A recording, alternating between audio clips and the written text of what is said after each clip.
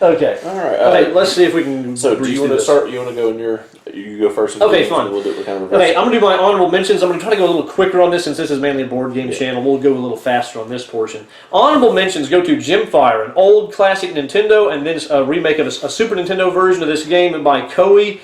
Wow, this game, it's basically dudes on a map. I imagine it as Game of Thrones. Whenever I saw Game of Thrones, I was like, that's Gemfire, the board game.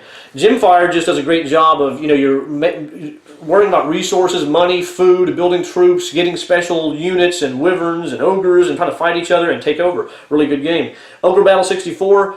Like we talked about pixel tactics, you take a big map where you can move individual pixel tactics units around and try to fight each other. That's what that is. Great stuff. Goblin Commander, Unleash the Horde. It was on... Oh, Ogre Battle was by Atlas, by the way, and on the Nintendo 64. Goblin Commander, Unleash the Horde was on all the major systems, GameCube, PlayStation 2, and Xbox.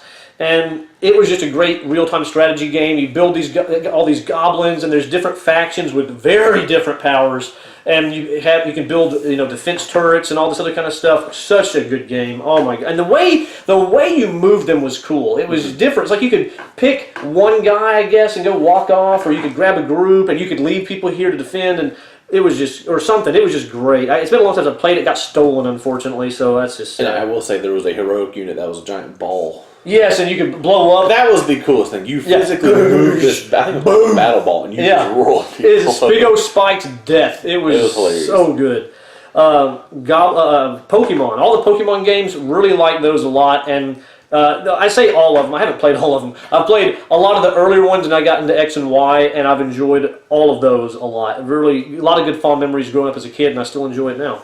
And last but not least, Little King's Story, which was a Wii game by Exceed. And Goblin Commander was Jalico. Gosh, I keep on forgetting. But the Little King's Story is by Exceed, published by Exceed in America, and I've never even beat the game, and I don't remember why. I think it got stolen, and then I think I bought it again, but I never finished playing it because a lot of my stuff got stolen all at the same time. But it's just this interesting game where you have units, and I can't even really remember. It's like a combination of economy and combat and this adventure, and it's just very unique. It looks like a kid's game, but it is not a kid's game. It's not. My son would do horrible at that game. So I really very fond of that one. So what's yours? Honorable mentions. Number 1, Fire Emblem 7, also known in our country as Fire Emblem, for the Game Boy Advance, made by, I think that was Atlas, was it not? Or Intelligent Systems. Yeah, Intelligent Systems. Honestly, it kind of goes with the whole series, but kind of not. I honestly just prefer 6, 7, and 8, which 6 was only in Japan. That's the one with Roy that people are familiar with from Smash Brothers. Mainly because those had not only were they hard, but had very rewarding gameplay. My issue with the more recent ones, meaning the DS ones, I don't like the dating aspect, the whole social, oh, you're my wife all the time. Now our kids are characters. Yeah, I wouldn't care about that either. It feels that they have strongly pushed more towards that relationship simulator in the more recent ones, and it upsets me because that's not why I liked it. Yeah. I liked it because it had great tactical combat, and the characters are awesome. Yeah. Resident Evil 3 by Capcom. In the original 3 that came out on PlayStation, I think number 3 is my favorite because I think Nemesis is a fantastic character. I love the remake of 2. He loves it. It's fantastic. 3 for me is still my favorite, and I really hope that gets remade as well. Next one is Mortal Kombat by both Midway and NetherRealm Studios, depending on the era. Probably my favorite fighting game now. Wow. That fluctuates. Sometimes it's Guilty Gear, sometimes it's Street Fighter, but Mortal Kombat's been here lately. I'm really excited for 11 coming out. It looks gory and fantastic. I'm going to just put a little insert here for Killer Instinct, which is overall my favorite fighting game. Killer Instinct is good. Y'all, they grew up with it, and I didn't. I grew up with Mortal Kombat, and Mortal Kombat 2 is the one I really want to highlight. That was my favorite growing up, and probably still my favorite now. Really like those games. Last honorable mention is the Legend of Zelda series. Whoa! The entire series. You're all right. I was surprised about that. I highlight Link to the Past, even though that was not the first Zelda game I played. I like the Zelda series. I don't like it that much. I don't like it enough to hit my top 10 because these 10 games ahead of it I would prefer to play over any Zelda game. I can't wait to see what you got up there. That's my honorable mentions. Okay, we're going to go ahead and go through this. Number 10, bam! Zombie U for the Wii U. This game is my favorite horror game by far. It scared me the most. It had the most interesting mechanisms and combat and that feeling of fear that made you feel vulnerable. This game just, I don't know, scared me so much. I had to have my wife come watch me at one point. I was like, "You gotta come watch me. I can't do this by myself," because it was just, it was horrible. But such a fun game. And also has a really cool multiplayer mode where you use the gamepad to, whereas one person's dropping zombies and the other person's trying to survive. Really, really, really great game. I have not played that game. Yeah. That's all I have to say. He's missed out. I don't do horror games. Except for Resident Evil. Resident Evil, I don't. That's hard for me to call that a horror game. Oh, it's survival horror. Don't get me wrong, but it doesn't do jump scares, and that's my biggest issue. That game, as you've described, you'll be looking in your backpack and look up, and there they are. Oh, yeah. I cannot handle that. My number 10 came out in 2000 for the PS1 by Square Enix, and that's Final Fantasy IX. That's my first Final Fantasy I ever played as a kid. Really? That's the first one? That was the very first one. But what's weird is I never really got back to it until I played all the other ones. Then I recently got it on the PC version that they've recently been doing on Steam and beat it. Oh, wow. I love the characters, and even if you just look at kind of the whole building of the games, you know, it started out as you pick classes, and the second one was here's these set characters, but they were fit a certain class stereotype. And as the series progressed, it kind of got more and more deviated from that. Like 8 and 7, there's a lot of weird going on as far as the characters go, as far as what roles they play. 9 brought all that back in. Wait, is 9 the one with that guy with that pointy helmet? Yes, Vivi. Yes. Gosh, I just have to say, and I have to disagree with Jared here. I think those characters look absolutely atrocious, but that's just me. And believe it or not, that was the point. That art style was meant to go back to the traditional big head, small character body. Like, that was on purpose. Okay. And I love that game for both the art, the gameplay, the story, the villain. It's not the best Final Fantasy villain. That's Kefka from number 6, but Kuja does a good job. I will say the final boss fight is absolute garbage because of the whole story aspect of it. But to me, in general, 9 is the best Final Fantasy. It does all the simple things perfectly, and that's why I like it. Okay. I haven't played it, so I can't say anything other than I don't like the people. Oh, no. Okay, number 9, man, I don't have it because it's been stolen, but Soul Calibur 2. Oh, yeah. That is my favorite fighting game. Whenever I say Killer Instinct, I mean my favorite classic, but whenever it comes to my favorite fighting game, Soul Calibur 2, whew, so good. The weapon system, the fact that each person has their own weapon that really functions differently. Some are really short, so you have to get up and close. You know, you have Ivy with the long whip, you have Astaroth with the massive swingy, slow axe, and the way that you can sidestep, and you have to focus on horizontal versus vertical, horizontal versus vertical, and low, medium, and high. Mm-hmm. It's very tactical in the gameplay, more than most fighting games to me, because you're so focused on, if I swing this way, does he have time to sidestep, or will he sidestep fast enough? And so if you do a horizontal, they can't sidestep if you have a wide enough sweep. And there's just so many things to think about and be on your toes.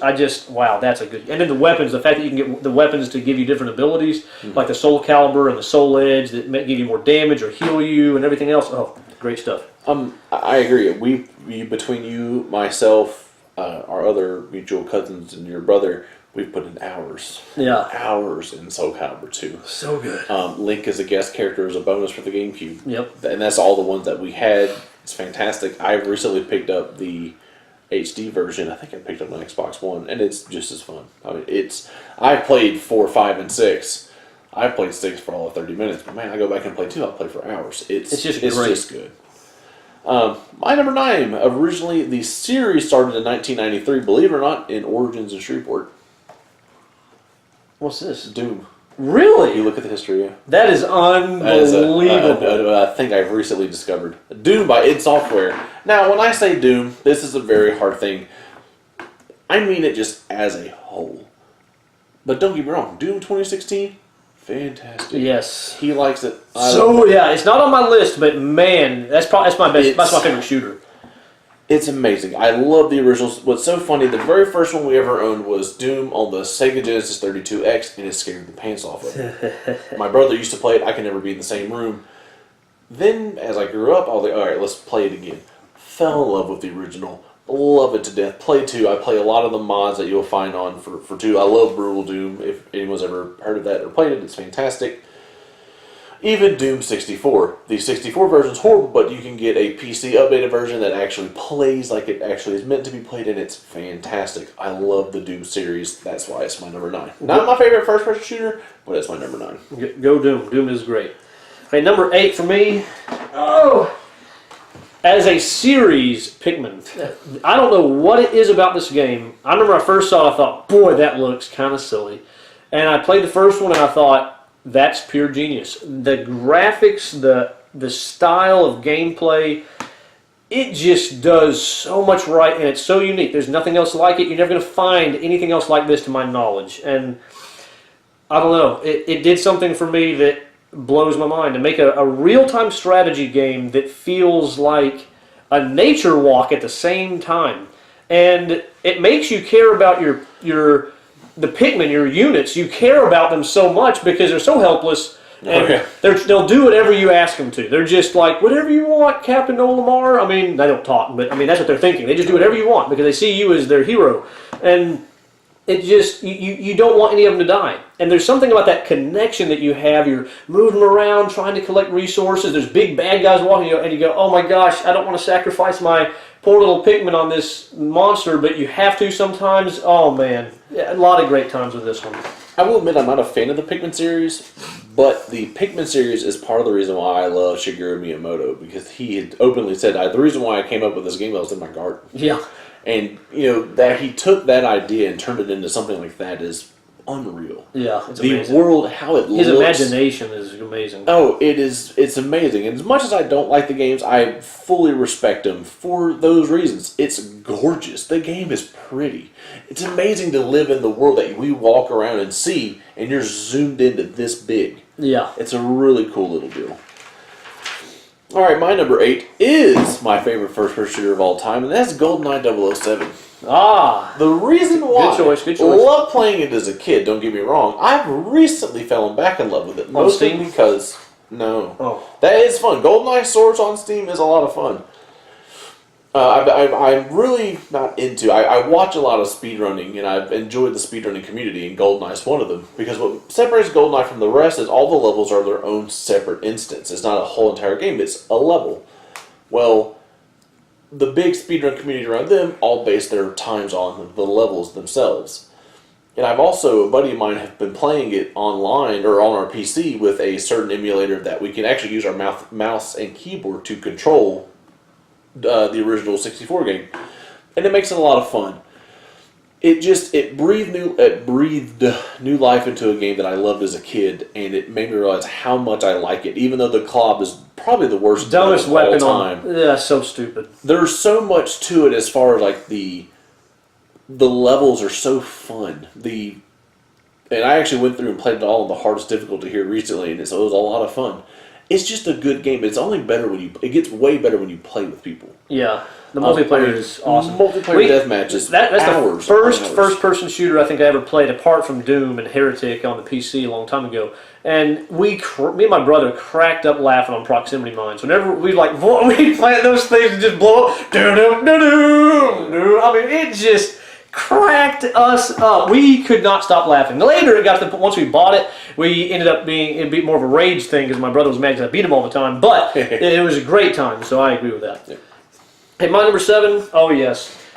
Oh, the Metroid Prime trilogy. Such a great first-person game. This is my favorite first-person shooter, if you want to call it that, or first-person shooter/adventure. Whatever it is, this is amazing. I like it. The music has so much ambiance. The graphics really bring you into the world, and it's just I couldn't believe how good this was. So go Nintendo! Thank you so much. Was it Retro Studios? Yeah, Retro Studios. Yeah, so good. The rumor is that's actually coming to the Switch soon. And I gotta admit, I might have to pick it up. That's something I might do. I love the first one. And it was so cool is I was so worried when they said they were going to take it to a 3D perspective, because they skipped it in 64 entirely. There was no Metro games for Nintendo 64. You're right. So going from Super, which I played after I played Prime, my only experience for Metroid was Metroid 2 Return of Samus from the Game Boy, which I do not like, and the original, which I do not like. Playing Metroid Prime, you said it the best. The ambiance, the music, the environment, it is, again, Nintendo does such a good job about making things gorgeous. Yeah, it's just you feel like you're there. It just feels, and you feel the experience as if you're there. And just certain touches, like if you have the charge beam and you shoot a wall, you will see Samus's reflection in her visor. such a minor. They didn't have to do that, but they did. That's awesome. It's so good. It is. I really am not a big fan of the second game, and I couldn't get very much into the third one, but I do respect them for sure in the whole pantheon of the Metroid series. All right, my number 7 is a game that's older than me. Wow.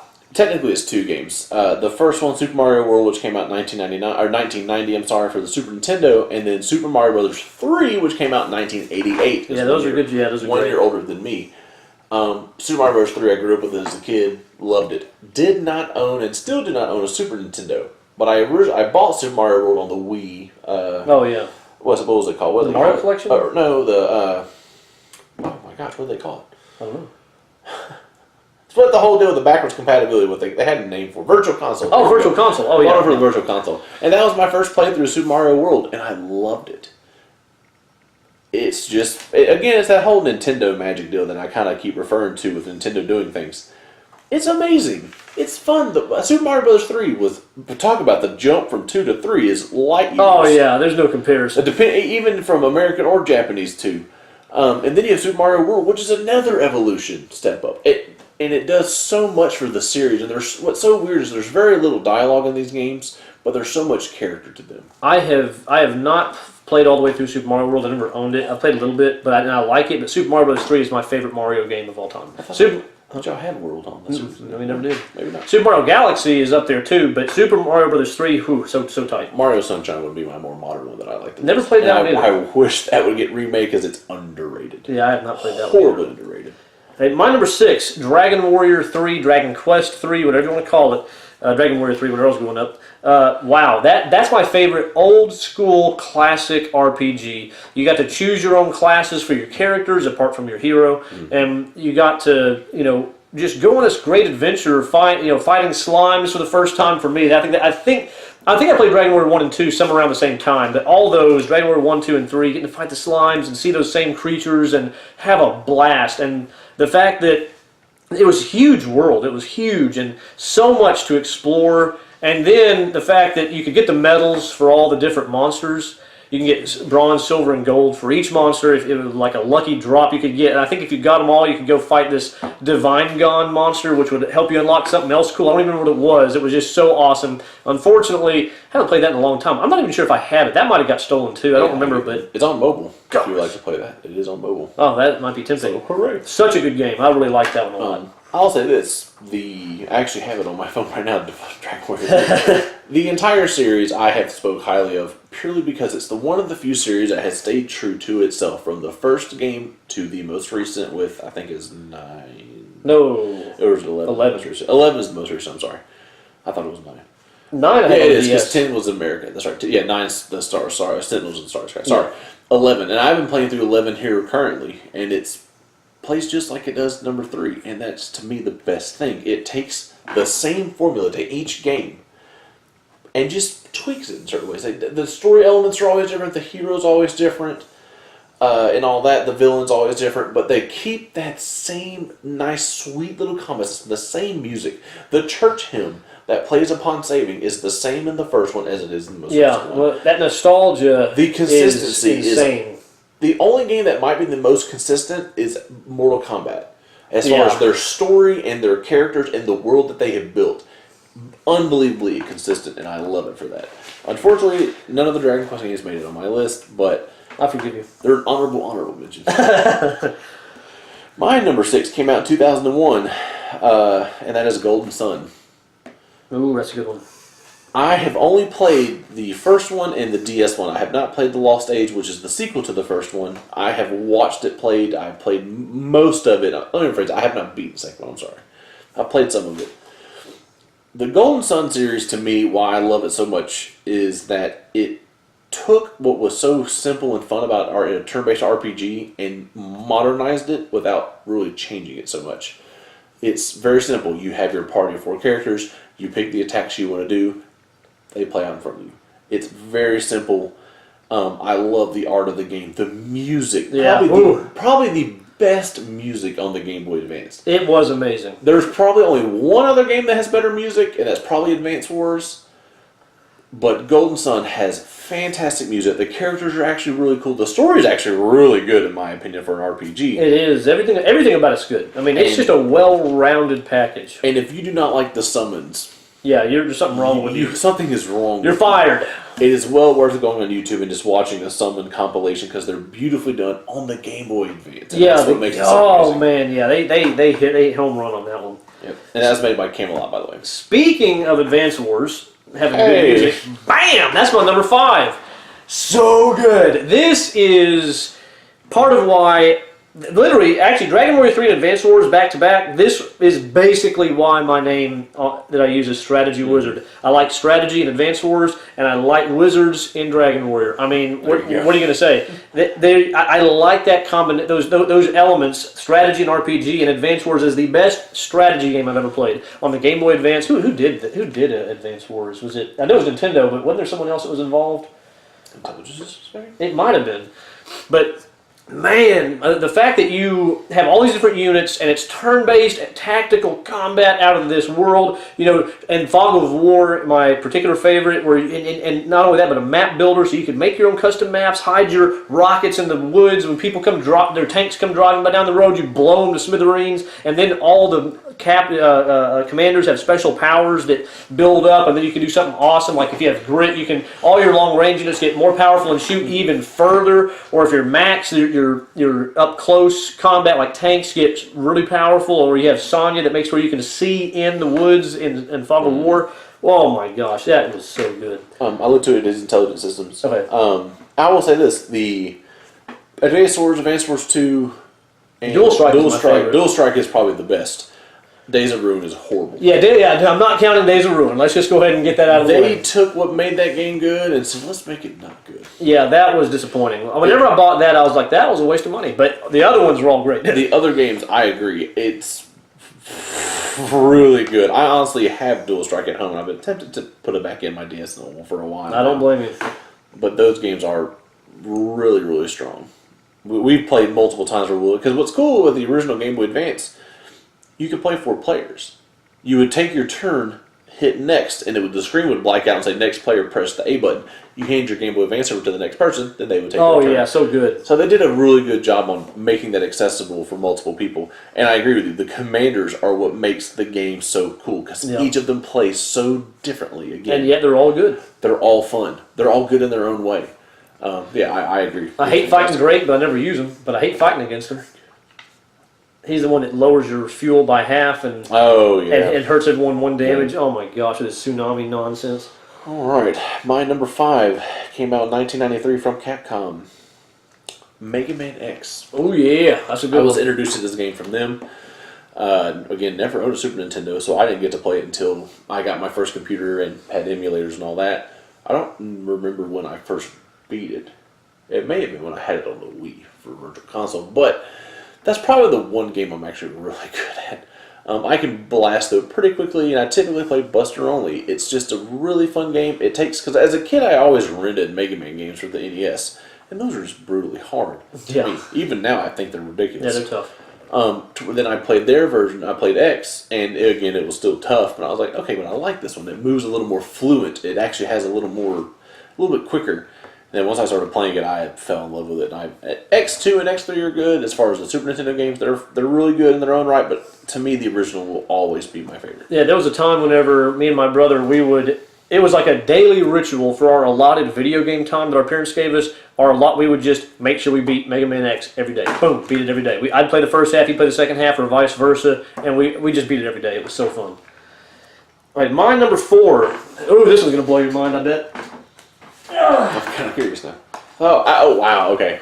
Bait and Katos. This was on my honorable mentions, by the way. Oh, really? I forgot about that. I forgot about this game. It probably would have made my list had I thought about it. This game, it's got not great voice acting. It's horrible voice acting. It's got unusual art style, and the way you move around in the world, it's different. But gosh, is it good. Mm-hmm. This is my favorite almost RPG, and it's so good. It's cards. You build a deck of cards, and as you keep going, you get new ones. It could be for healing or attacking, and you're trying to get chains of 6, 7, 8, and 9, or all of the same kind, like 5, 5, 5, 5, 5, to get bonuses. And there's elements, the weapons that you can put in your deck. And the way that works, and then you can combine cards to get more powerful cards that you can put in your deck. And the characters, the story, the music. I have the soundtrack for this puppy, and I listen to it. I mean, the soundtrack is really good. I mean, this game, it's so sad that it's, Slept on. Yeah, I mean, it didn't get much buzz. It's by Namco, by the way, and it's just... Oh, man, a remake of this would be great, because I don't have any good memory cards anymore, and I don't have a GameCube because it got stolen, and my Wii is in less... It's functional, but I'd rather not have to buy a memory card and plug it in there now that everything got stolen. I had to buy this. This got stolen. I bought another one just because I like the game so damn much. I will admit, that is probably one of my favorite RPGs of all time, with the combats...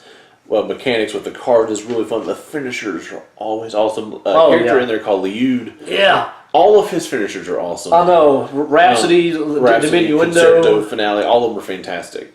I'm not a fan of all the characters in the game. Yeah. There's a handful that I'm like, yeah, you're weird. Yeah. But overall, and the voice acting, as we mentioned, is really subpar. Bad. It's bad. It's disappointing. But the cool mechanics of the combat, because each attack card is a weapon. And each weapon has an element, and again, you want to also build up with like a set, or a straight, and all that stuff. Really good game. Oh, and then the Tower of Duraga. The fact that they even threw that in there. Yeah. It goes to, you just go in this one spot and suddenly you're in a 2D old classic music. Yeah, this very unique music. It's just there's a game that just has a lot of personality. It's memorable for that reason because it's so unique. And I will say the sequel, Origins, I don't like it as much. I don't like it as much either. It's good, but it's not. It's actually in some ways it's better as far as the way the cards work because you could build up on the finishers. I disagree. You really do? No, I mean, I like the idea that you could play multiple finishers in a row, and if you play them in that order, they're stronger. Ooh, it does cool stuff. To me, I like the idea of, okay, I've made 1 through 8, now let's do number 9 as my finisher. Yeah, I can understand that. I can understand that. But and I do definitely agree, number 1 is the best of the two. Okay, but yeah, it's a Bait and Katos is a really strong game. Yeah. My number 4 was on his honorable mentions. From 1991, we have Gemfire. Oh, yeah. I have never owned this game. I've only played theirs, of course. Then through the power of emulation, I played it. The best way to describe Gemfire is it is Romance of the Three Kingdoms light. Yeah. It is an extremely light version of that, set in more of the Arthurian legend, but not like you would think. Yeah. It's not heavy-handed. Like, this dude is Arthur. There's a character named Pender, and it's kind of the idea that he's Arthur, or what was it? Uther? Is it Uther Pendragon? Yeah, oh yeah. Okay, so that's kind of the idea. Don't worry about that theme though, because all you need to know is there's knights and wizards and dragons. Yeah, and oh man, and the thing is, the fact that each family, except for some of them, has wizards that are Pluvius, awesome. Zendor, Skulric. That adds personality to each family. And the whole defection mechanics were really fun. Like I said, it takes what. I don't like Romance of the Three Kingdoms because there's so much to it. Without a manual, it's overwhelming. You're just like, what do I do? Where Gemfire's light enough, but with enough complexity to make it a lot of fun. I will say this though, even on hard, the game is easy. If you know how to play this game, you will treat that computer.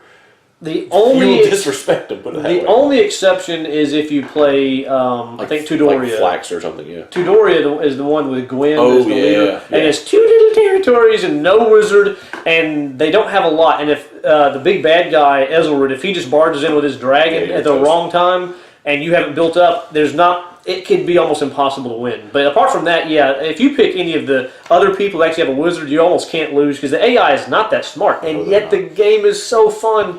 And I will say this too. Well, you can play 2-player. You actually play competitive. Yeah, or you can play kind of as teams, I guess you could say. Yeah, which we used to do that. That's what we used to do. We used to always get the 2 best people, ally, and blow everyone to smithereens. What's cool though is there's 4 scenarios. I think it's 4. 4, yeah, I think it's 4. And each 4, the map's a little. Not the map physically is the same, but the distribution of families different, and the actual families. Different families, yeah. And that's what makes it fun. Like people who were family or who were on this family were now with the enemy.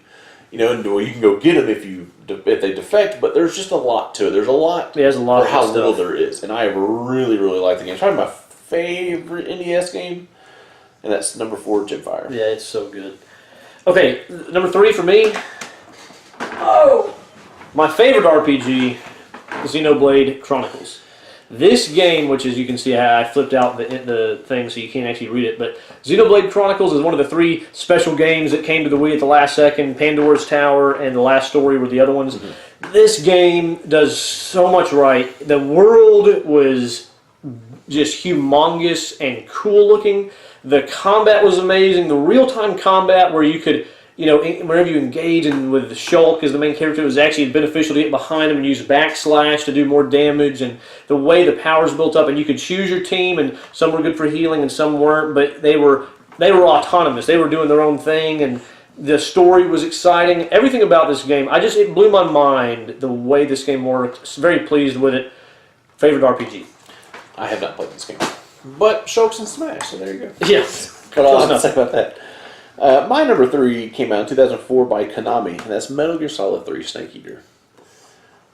Never played it. As far as Metal Gear Solid goes, I really like the series except 5. 5 was just too much of a departure.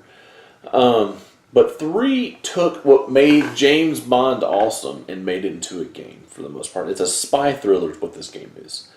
The music is outstanding. The opening theme is very James Bond, you know, very lavish and loud. It's wonderful. The characters in this game are just fantastic. All the fights, all the bosses are good. What's so funny though, that's actually the first Metal Gear Solid game that I personally bought, and I hated it. Really? I played it for 10 minutes. It's like, I'm never playing this again. And then something drew me back to it, and I said, okay, well, I'll play it again. And I just fell in love with it. I love Hideo Kojima and pretty much everything he does. To me, this was the pinnacle. It's the best in the series. It's the best spy. You could pretty much I wish people would cut it into a movie, and I'm sure they have.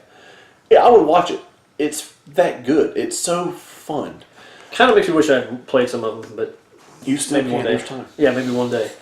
But that was my number 3, Metal Gear Solid 3 Snake Eater. Number 2, oh my gosh, whenever I found out this is the first entry into this series that I ever played, Monster Hunter Tri, and then I played Monster Hunter Tri Ultimate on the Wii U, then Monster Hunter 4 on the 3DS, and then Monster Hunter World on the PS4. Every one of them would get this slot because they're all so good. I'm so happy. Some people might call this an RPG. I don't. So Xenoblade is still my favorite. I consider this more like an action big monster combat thing. But the fact that it's an action game fighting where you're just fighting big monsters over and over and over again, and what weapon you pick. The lance is super defensive and not that powerful, but if you know what you're doing, you can protect yourself and get some good hits in. Or the greatsword that's very low on defense but is super powerful. Or the hammer which has no defense. You just have to dodge or hope you don't get hit. Smash their heads in. And then you can play online and play in teams and work together, and you have a bow gun, you're shooting, and all this other stuff. The weapons make such a big difference on how you fight each monster. And each monster is so unique and different. And I am probably rare in this, but I miss the water combat in Monster Hunter Tri. I really enjoyed it a lot. Man, the Gobel, that stupid fish that pop up out of there and blow you away. I hated him, but I liked fighting underwater. It was just great. And the fact that you can destroy parts of each monster to try to get better rewards and special items to craft new equipment. This Monster Hunter, I have nothing but good things to say about this game. Every one of them I've played. Even though Monster Hunter World is changed some things, they're all great. I like them all. I'm not going to say anything about that game because my number 2 is Monster Hunter. I honestly, that is surprising. Good job. Yeah, that was awesome. Here's the deal. I started with Tri and I hated it. Really? I hated that game. I'm like, why do people like this stuff? That was the very first one I played. And that's because I didn't know. I had expectations that were not met, and that's my own fault.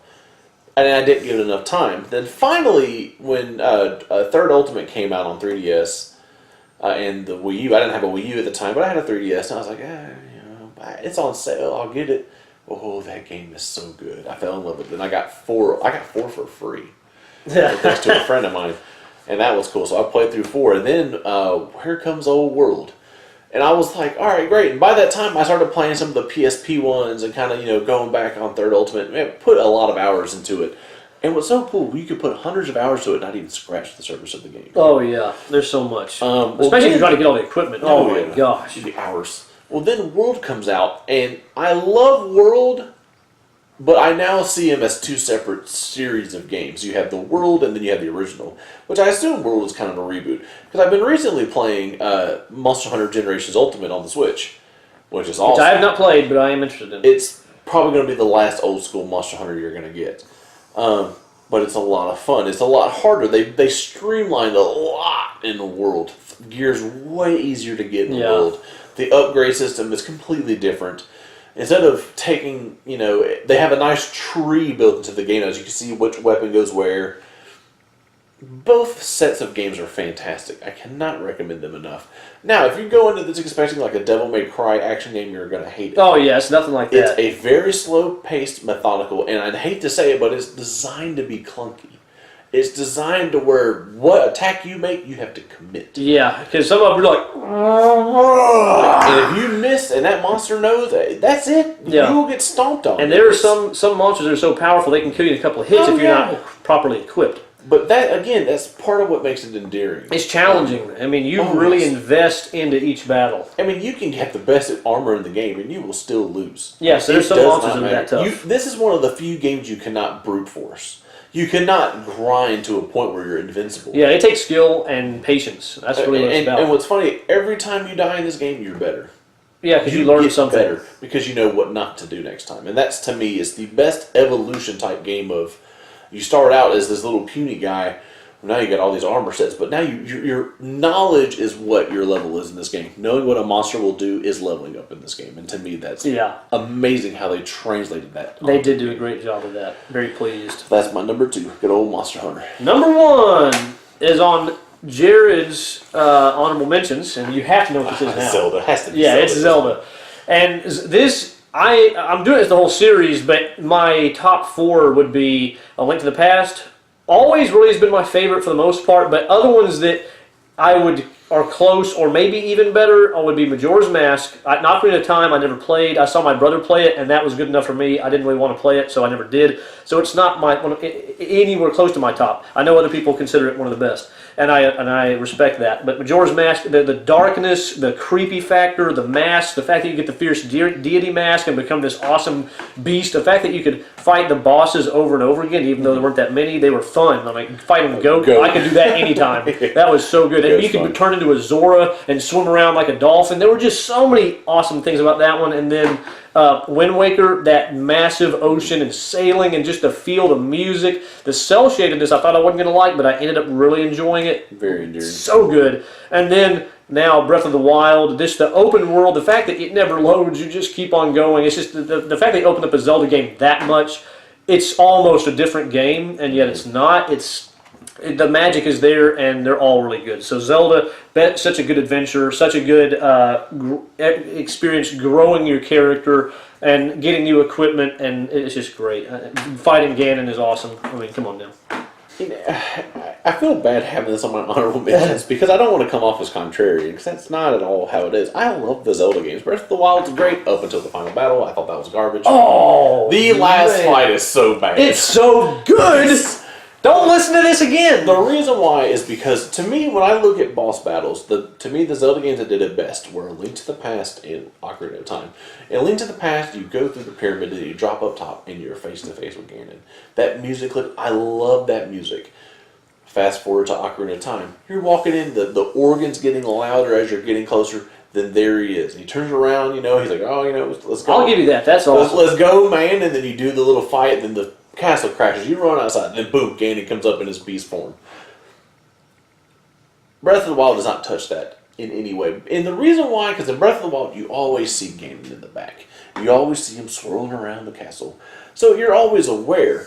And to me, that's kind of what the fun of the very first game is, because if you really go back to the original game, you always heard about Ganon, but you had no idea. You don't know what he was. You didn't know what to expect. You know, it was a big old fat pig. Yeah, it's a pig guy, and you're like, oh, okay. You fight him, and you're ready for barbecue. Yeah, and then the second one, technically Ganon's not in the game because he only appears when you lose. Yeah, ironically enough. And as the series progressed, Ganon's always was kind of a mystery, and then all of a sudden you get to this one, he's there from the very beginning, and you're like, oh, there he is.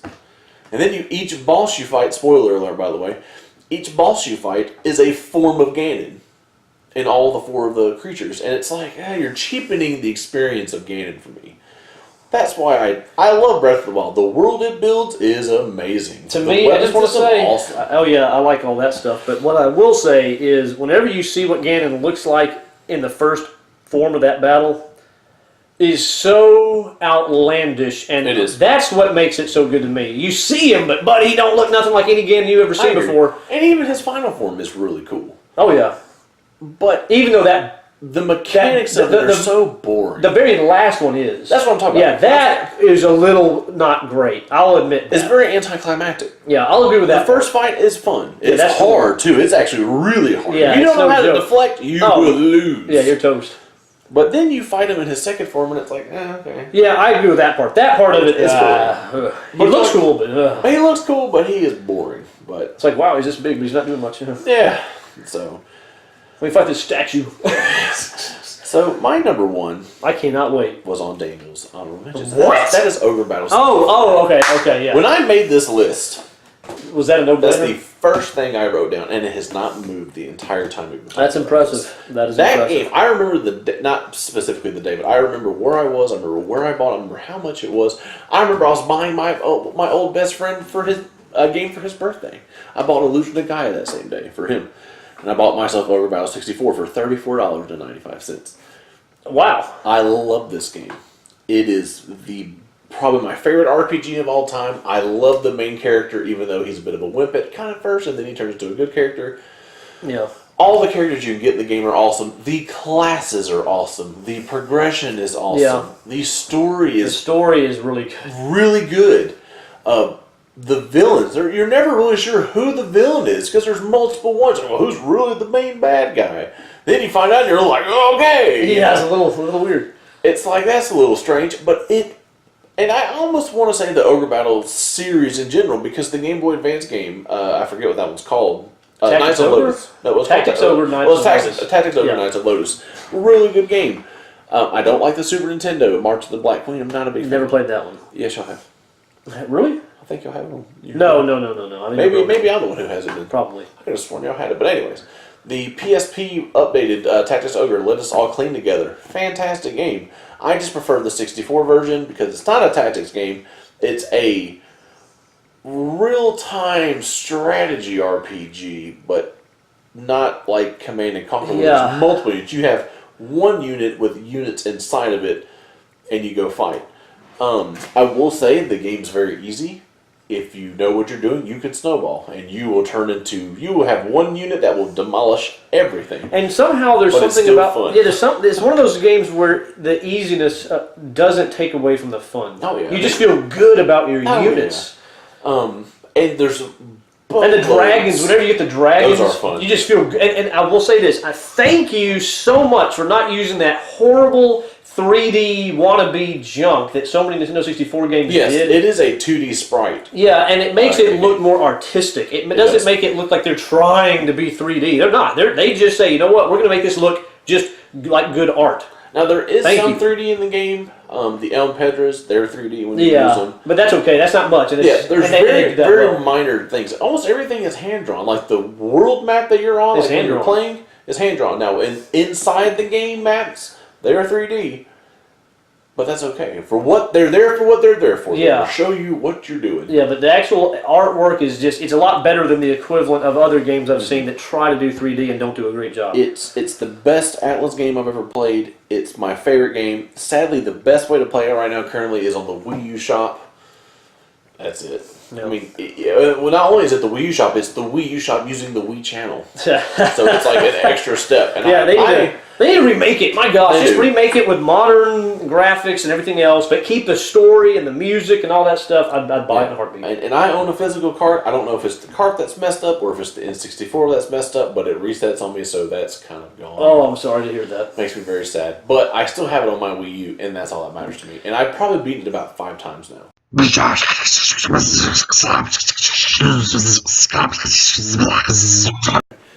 And there's multiple endings to the game, so there's more replayability, even though the endings are kind of there's really only one true ending that you want. There is at least some variety to go back and play again. Plus, different paths you can take to progress through the game. Yeah, and overall, it is just a really good game. I do kind of feel guilty about not having it on my top 10, but hey, there's only so much that can fit up there. Oh, I'm telling you. So that's that. That's our top 10. Did you have fun? I did. There were some surprises, some not. It's funny is that when you make a top 10, you don't always remember all the things that are so good. Because then, so, you know, in the instance where you mentioned Bait and Kato's, I completely forgot about the game. I was like, oh yeah, that game's fantastic. I wish I had it on my top 10.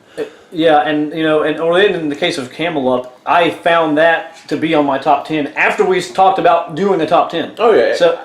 Because I started my top 10 about 2 weeks ago when we first discussed it, maybe even 3 weeks, and that list changed drastically from the first day I wrote it till today. Yeah, new things pop up, or you remember things that are a long time ago, but it was fun doing it. Hopefully y'all enjoyed it. If you did, give us a thumbs up and subscribe if you want to see more videos, and we'll see you on the next one. Have a good one. Take care, everybody. Bye.